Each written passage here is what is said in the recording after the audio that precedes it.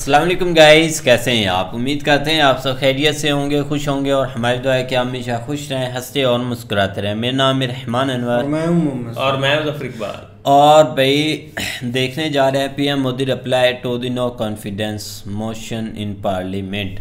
तो पीएम मोदी जी की भाई स्पीच है, काफ़ी सारी चीज़ें उन्होंने बताई हैं या जो हो रहा है चल रहा है उन पर काफ़ी चीज़ें उन्होंने बताई हैं।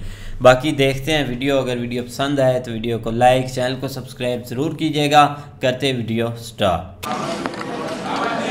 अनेक वरिष्ठ महानुभाव, आदरणीय सदस्यों ने अपने विचार व्यक्त किए हैं।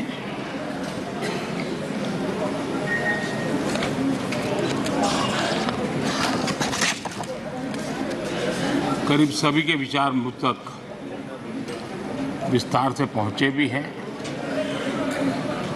मैंने स्वयं भी कुछ भाषण सुने भी हैं।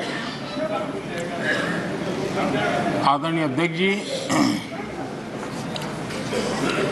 देश की जनता ने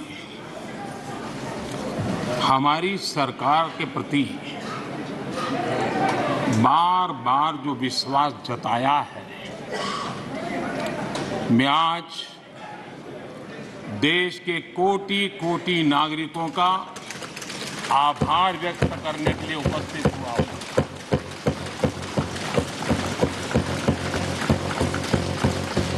और अध्यक्ष जी कहते हैं भगवान बहुत दयालु है और भगवान की मर्जी होती है कि वो किसी न किसी के माध्यम से अपनी इच्छा की पूर्ति करता है, किसी न किसी को माध्यम बनाता है। मैं इसे भगवान का आशीर्वाद मानता हूं कि ईश्वर ने विपक्ष को सुझाया और वो प्रस्ताव लेकर आए।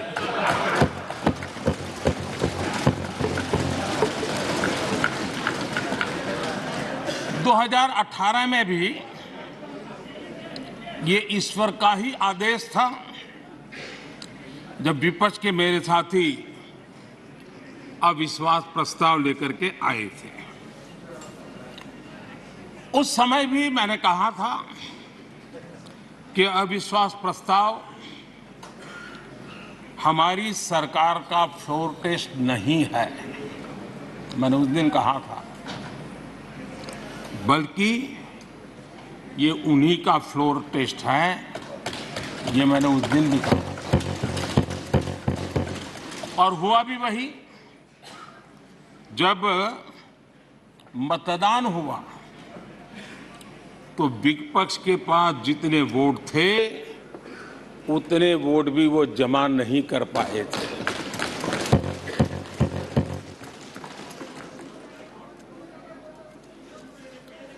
और इतना ही नहीं,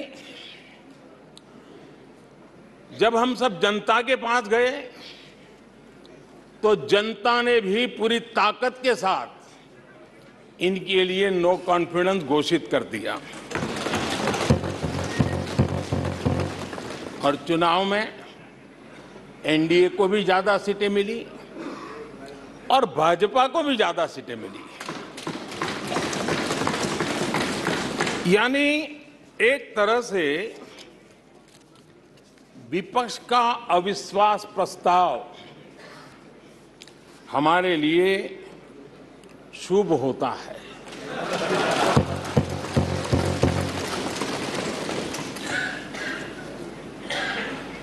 और मैं आज देख रहा हूं कि आपने तय कर लिया है कि एनडीए और बीजेपी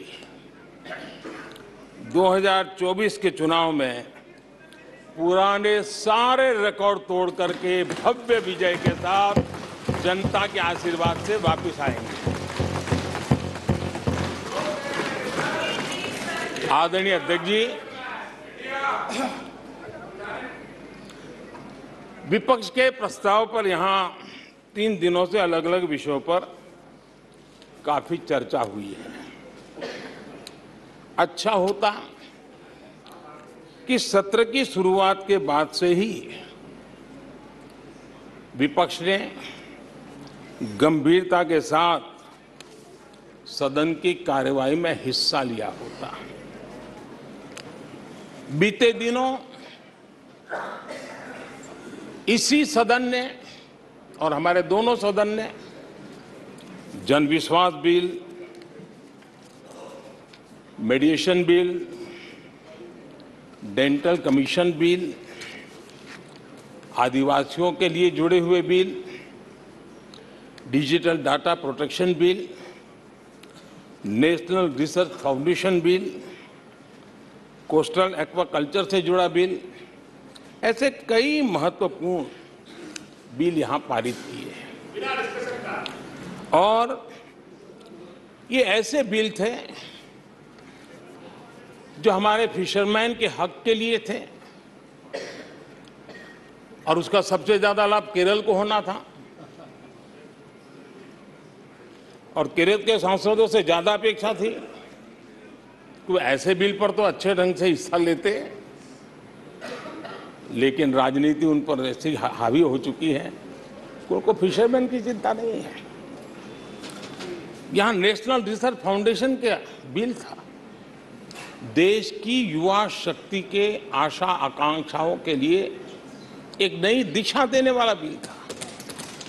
हिंदुस्तान को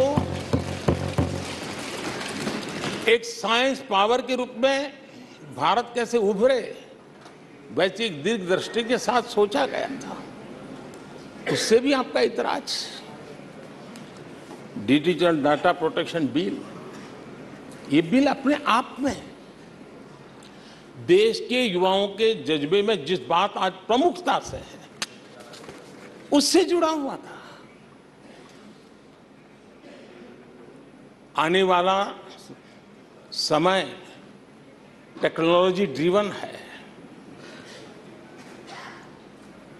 आज डाटा को एक प्रकार से सेकंड ऑयल के रूप में, सेकंड गोल्ड के रूप में माना जाता है। उस पर कितनी गंभीर चर्चा की जरूरत थी, लेकिन राजनीति आपके लिए प्राथमिकता थी। कई ऐसे बिल थे जो गांव के लिए, गरीब के लिए, दलित के लिए, पिछड़ों के लिए, आदिवासी के लिए, उनके कल्याण की चर्चा करने के लिए थे, उनके भविष्य के साथ जुड़े हुए थे। लेकिन इसमें इन्हें कोई रुचि नहीं है।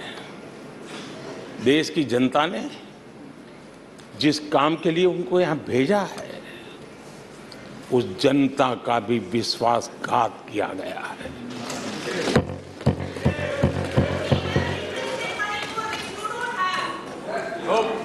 विपक्ष के कुछ दलों के लिए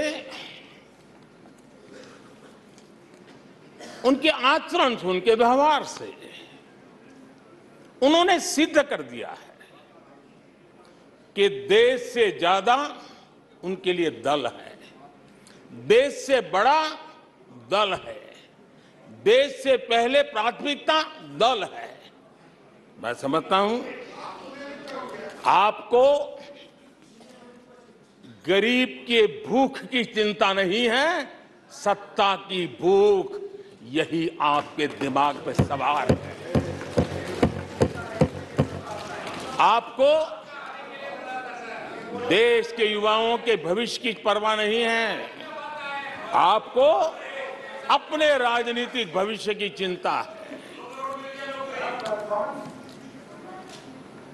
और माननीय अध्यक्ष जी, आप झूठे एक दिन सदन चलने भी दिया, किस काम के लिए?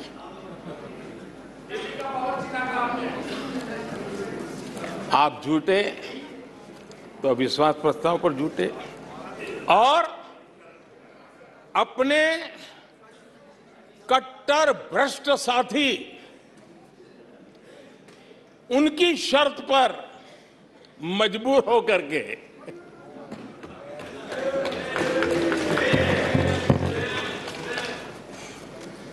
और इस अविश्वास पर प्रस्ताव पर भी आपने कैसी चर्चा की?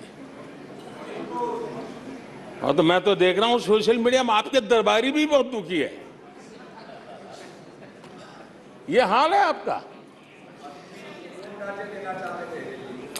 और अध्यक्ष जी देखिए, मजा है इस डिबेट का कि फील्डिंग विपक्ष ने ऑर्गेनाइज की, लेकिन चौके छक्के यहीं से लगे।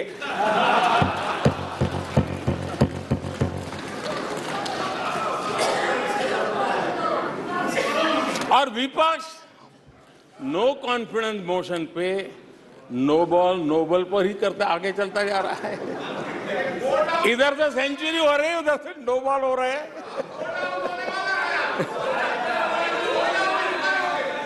अध्यक्ष जी, मैं हमारे विपक्ष के साथियों से यही कहूंगा कि आप तैयारी करके क्यों नहीं आते जी? थोड़ी मेहनत कीजिए। और मैंने 5 साल दिया आपको मेहनत करने के लिए। 18 में कहा था कि 23 में आप आना, जरूर आना। 5 साल भी नहीं कर पाए आप लोग। क्या हाल है आप लोगों का, क्या दारिद्र्य है।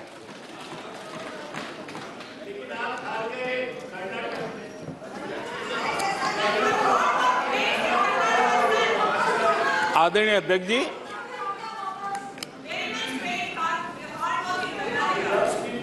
विपक्ष के हमारे साथियों को दिखास की, छपास की बहुत इच्छा रहती हो, पर स्वाभाविक है। लेकिन आप ये मत भूलिए कि देश भी आपको देख रहा है। आपके एक एक शब्द को देश गौर से सुन रहा है। लेकिन हर बार देश को आपने निराशा के सिवाय कुछ नहीं दिया है। और विपक्ष के रवैये पर भी मैं कहूंगा, जिनके खुद के बही खाते बिगड़े हुए हैं, जिनके बही खाते खुद के बिगड़े हुए हैं, वो भी हमसे हमारा हिसाब लिए फिरते हैं। माननीय अध्यक्ष जी, इस अविश्वास प्रस्ताव में कुछ चीजें तो ऐसी विचित्र नजर आई जो न पहले कभी सुना है, न देखा है, न कभी कल्पना की है।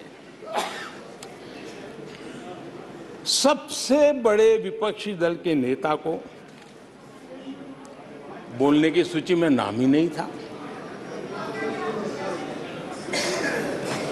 और पिछले उदाहरण देखिए आप।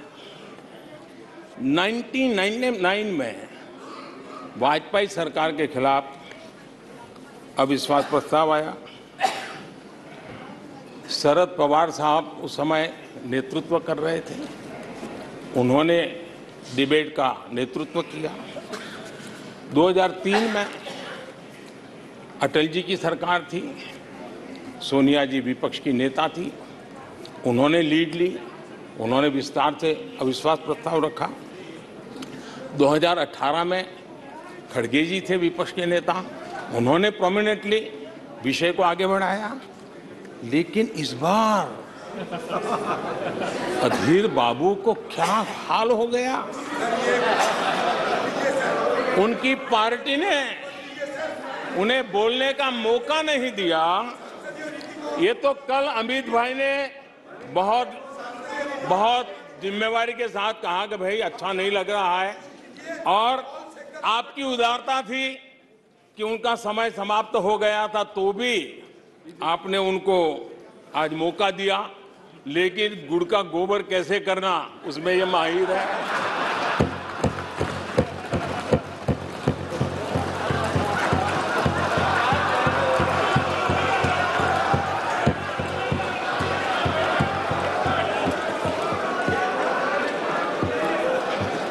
मैं नहीं जानता हूं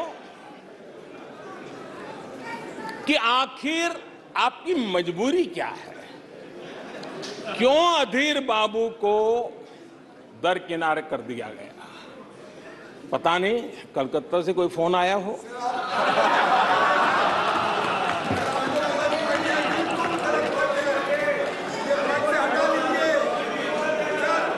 और कांग्रेस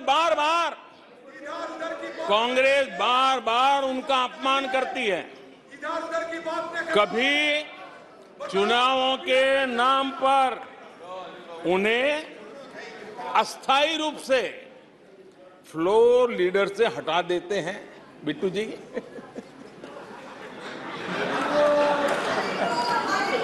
हम अधीर बाबू के प्रति अपनी पूरी संवेदना व्यक्त करते हैं।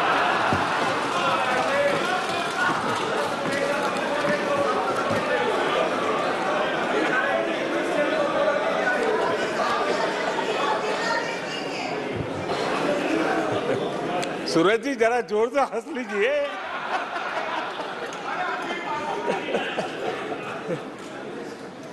आदरणीय अध्यक्ष जी,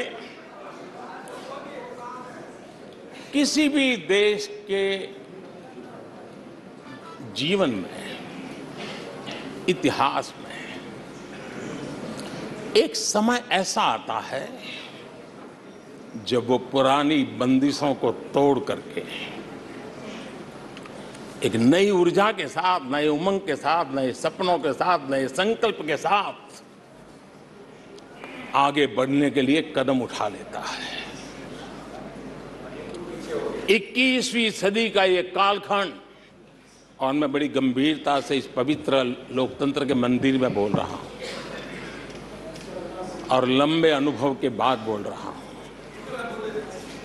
कि ये कालखंड, सदी का ये वो कालखंड है जो भारत के लिए हर सपने सिद्ध करने का अवसर हमारे चरण में। और हम सब ऐसे टाइम पीरियड में हैं, चाहे हम हैं, चाहे आप हैं, देश के कोटि कोटि जन है। ये टाइम पीरियड बहुत अहम है, बड़ा महत्वपूर्ण है बदलते हुए विश्व में। और मैं इन शब्दों को भी बड़े विश्वास से कहना चाहता हूं कि ये कालखंड जो घड़ेगा उसका प्रभाव इस देश पर आने वाले 1000 साल तक रहने वाला है। 140 करोड़ देशवासियों का पुरुषार्थ इस कालखंड में अपने पराक्रम से, अपने पुरुषार्थ से, अपनी शक्ति से, अपने सामर्थ्य से जो करेगा वो आने वाले 1000 साल की मजबूत नींव रखने वाला है। और इसलिए इस कालखंड में हम सबका बहुत बड़ा दायित्व है, बहुत बड़ी जिम्मेवारी है। और ऐसे समय हम सबका एक ही फोकस होना चाहिए, देश का विकास, देश के लोगों के सपनों को पूरा करने का संकल्प, और उस संकल्प को सिद्धि तक ले जाने के लिए जी जान से जुट जाना, यही समय की मांग है। 140 करोड़ देशवासी, इन भारतीय समुदाय की सामूहिक ताकत हमें उस ऊंचाई पर पहुंचा सकती है।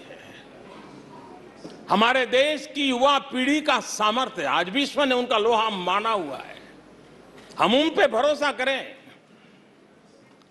ये हमारी युवा पीढ़ी भी जो सपने देख रही हैं, वो सपनों को संकल्प के साथ सिद्धि तक पहुंचाने का सामर्थ्य रखती हैं। और इसलिए माननीय अध्यक्ष जी, 2014 में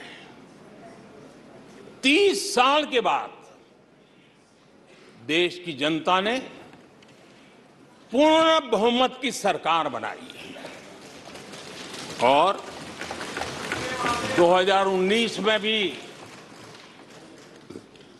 उस ट्रैक रिकॉर्ड को देख करके उनके सपनों को संजोने का सामर्थ्य कहां है, उनके संकल्पों को सिद्ध करने की ताकत कहां पड़ी है, वो देश भली भांति पहचान गया और इसीलिए 2019 में फिर एक बार हम सबको सेवा करने का मौका दिया और अधिक मजबूती के साथ दिया।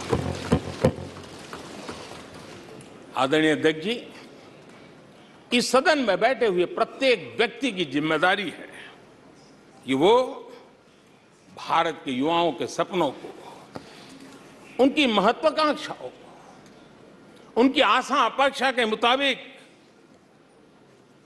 वो जो काम करना चाहता है उसके लिए हम अवसर दें।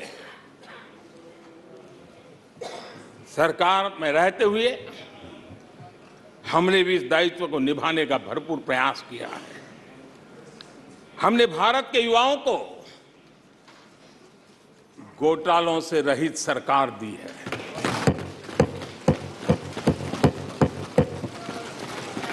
हमने भारत के युवाओं को, आज के हमारे प्रोफेशनल्स को खुले आसमान में उड़ने के लिए हौसला दिया है, अवसर दिया है। हमने दुनिया में भारत की बिगड़ी हुई साख, उसको भी संभाला है और उसे फिर एक बार नई ऊंचाइयों पर ले गए हैं। अभी भी कुछ लोग कोशिश कर रहे हैं कि दुनिया में हमारी साख को दाग लग जाए, लेकिन दुनिया अब देश को जान चुकी है। दुनिया के भविष्य में भारत किस प्रकार से योगदान दे सकता है, ये विश्व का विश्वास बढ़ता चला जा रहा है। और इस दौरान हमारे विपक्ष के साथियों ने क्या किया? जब इतनी सानुकूल वातावरण, चारों तरफ संभावनाएं ही संभावनाएं, इन्होंने अविश्वास के प्रस्ताव की आड़ में जनता के आत्मविश्वास को तोड़ने की विफल कोशिश की है। आज भारत के युवा रिकॉर्ड संख्या में नए स्टार्टअप लेकर के दुनिया को चकित कर रहे हैं।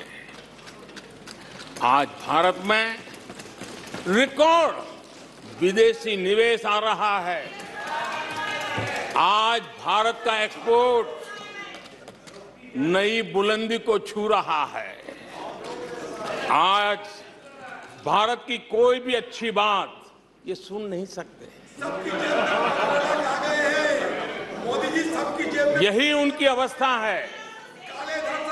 आज गरीब के दिल में अपने सपने पूरा करने का भरोसा पैदा हुआ है। आज देश में गरीबी तेजी से घट रही है। नीति आयोग के रिपोर्ट के अनुसार पिछले 5 साल में 13.5 करोड़ लोग गरीबी से बाहर आए। आदरणीय अध्यक्ष जी,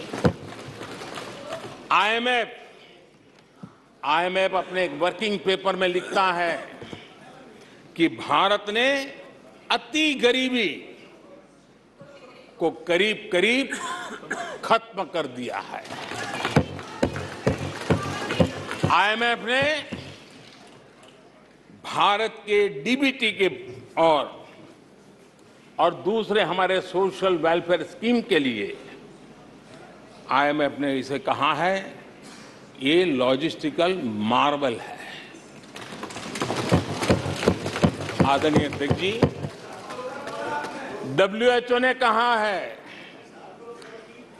आदरणीय अध्यक्ष जी, वर्ल्ड हेल्थ ऑर्गेनाइजेशन ने कहा है कि जल जीवन मिशन के जरिए भारत में 4 लाख लोगों की जान बच रही है। ये 4 लाख कौन है? तो मेरे गरीब, पीड़ित, शोषित, वंचित परिवारों के मेरे स्वजन है। हमारे परिवार के निचले तबके में जिंदगी गुजारने के लिए जो मजबूर हुए, उनके जन हैं। ऐसे 4 लाख लोगों की जान बचने की बात WHO कह रहा है। एनालिसिस करके के कहता है कि स्वच्छ भारत अभियान से 3 लाख लोगों को मरने से बचाया गया है। आदरणीय अध्यक्ष जी, भारत स्वच्छ होता है, 3 लाख लोगों की जिंदगी बचती है। 3 लाख है कौन? वही झुग्गी झोपड़ी में जिंदगी जीने के लिए जो मजबूर है, जिनके लिए अनेक कठिनाइयों से गुजारा करना पड़ता है। मेरे गरीब परिवार के लोग हैं, शहरों की बस्तियों में गुजारा करने वाले लोग, गांव में जीने वाले लोग हैं और वंचित तबके के लोग हैं जिनकी जान बची है। यूनिसेफ ने क्या कहा है? यूनिसेफ ने कहा है कि स्वच्छ भारत अभियान के कारण हर साल गरीबों के 50,000 रुपये बच रहे हैं। ये लेकिन भारत की इन उपलब्धियों से कांग्रेस समेत विपक्ष के कुछ लोग दलों को अविश्वास है। जो सच्चाई दुनिया दूर से देख रही है, ये लोग यहां रहते हैं दिखती नहीं है।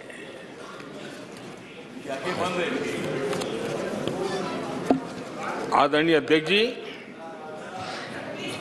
अविश्वास और घमंड इनकी रगों में रस बस गया है।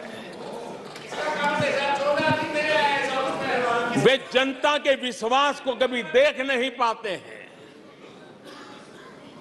अब ये जो शुतुरमुर्ग अप्रोच है, इसके लिए तो देश क्या कर सकता है? आदरणीय अध्यक्ष जी, जो पुरानी सोच वाले लोग रहते हैं, मैं उस सोच से सहमत नहीं हूं, लेकिन वो कहते हैं कि देखो भाई, जब कुछ शुभ होता है, कुछ मंगल होता है, घर में भी कोई अच्छा होता है, बच्चे भी कोई अच्छे कपड़े पहनता है, जरा साफ सुथरा होता है, तो काला टीका लगा देते हैं। आज देश का जो मंगल हो रहा है चारों तरफ, देश की जो चारों तरफ वाहवाही हो रही है, देश का जो जय जयकार हो रहा है, तो मैं आपका धन्यवाद करता हूं कि काले टीके के रूप में काले कपड़े में निकल के सदन में आकर के आपने इस मंगल को भी सुरक्षित करने का काम किया है। इसके लिए भी मैं आपका धन्यवाद करता हूं।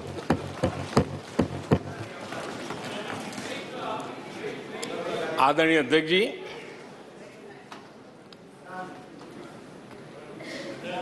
पिछले 3 दिन से भी हमारे विपक्ष के साथियों ने जी भर करके डिक्शनरी खोल खोल करके जितने अपशब्द मिलते हैं ले आए, जितने अपशब्दों का उपयोग कर सकते हैं भरपूर, पता नहीं कहां कहां से ले आते हैं। लेकिन एक बार उनका निकल गया होगा, थोड़ा मन हल्का हुआ होगा, इतने अपशब्द बोल दिए हैं तो।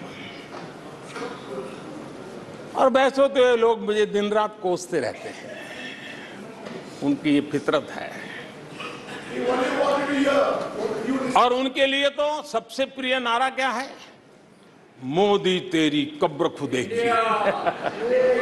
मोदी तेरी कब्र खुदेगी, मोदी तेरी कब्र खुदेगी, ये इनकी पसंदीदा नारा है। लेकिन मेरे लिए इनकी ये गालियां, ये अपशब्द, ये अलोकतांत्रिक भाषा, मैं उसका भी टॉनिक बना देता हूं।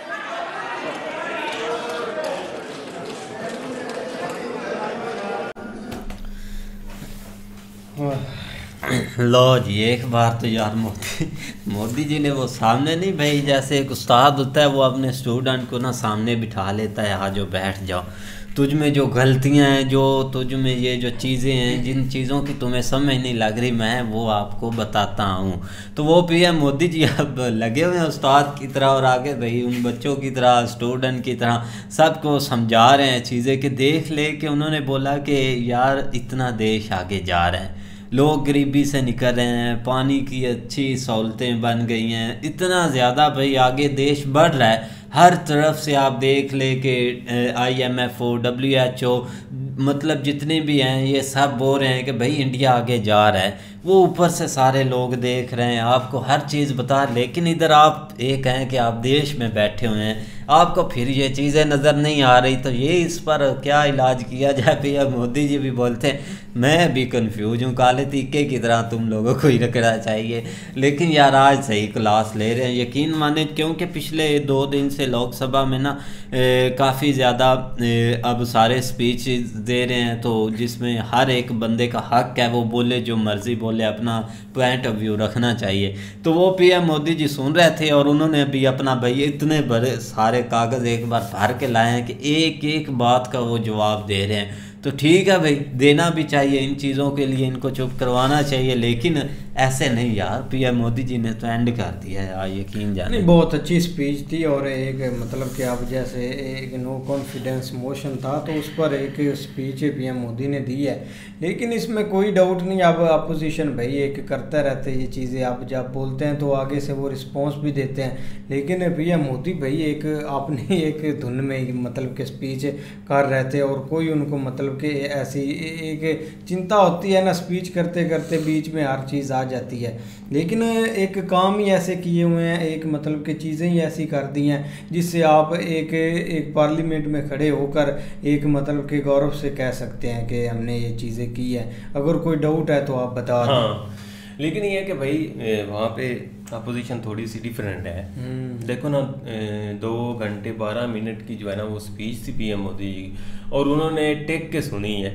ठीक है, वो अपनी सीटों पे बैठ के या खड़े हो के जो है ना वो मतलब आगे बोलते रहें, या आगे जो भी एक ट्रोलिंग बोल लें या वो अल्फाज कसते रहें, लेकिन उस हद तक नहीं गया कि वो मतलब सारे उठ के जो है ना वो पीएम मोदी जी के सामने आके खड़े हो जाते, या हर वक्त जो है ना वो जोर। हमने तो देखा इधर बेचारा जो प्राइम मिनिस्टर है, जब उसमें स्पीच करनी हो तो उसने वो कानों में हेडफोन लगाने होते हैं ताकि जो है ना उनकी आवाज़ ना आए और मेरी जो है ना वो बाहर निकले। तो अक्सर जो है ना वो सुनते ही नहीं है, बिल्कुल जो है ना वो वॉकआउट कर जाते हैं असेंबली के अंदर से।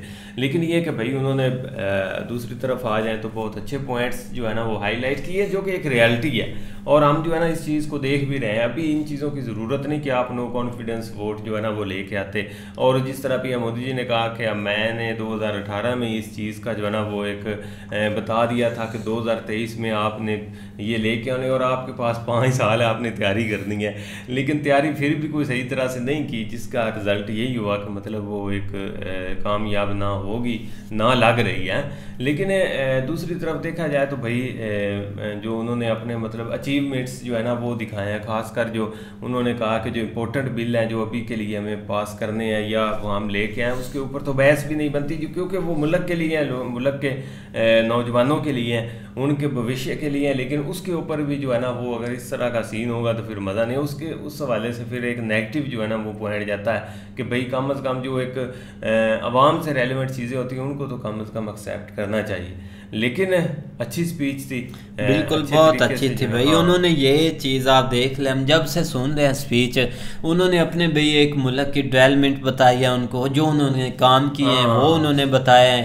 ये नहीं कि भाई एक बंदे को पकड़ लिया है कि राहुल गांधी जी के या उनके भाई एक अपोजिशन पार्टी जो है उनका कैरियर पकड़ लिया कि आपने वो उस दिन ये किया था, आपने यहाँ पर ये किया था। नहीं भाई, उन्होंने अपने जो काम किए हैं, उनकी जो पार्टी काम कर रही है वो चीज़ें बता रहे हैं। बाकी अच्छी स्पीच थी, उम्मीद करते हैं आपको वीडियो पसंद आएगी। अगर पसंद आए तो वीडियो को लाइक, चैनल को सब्सक्राइब ज़रूर कीजिएगा। मिलते हैं नेक्स्ट वीडियो में, तब तक के लिए अल्लाह हाफिज़।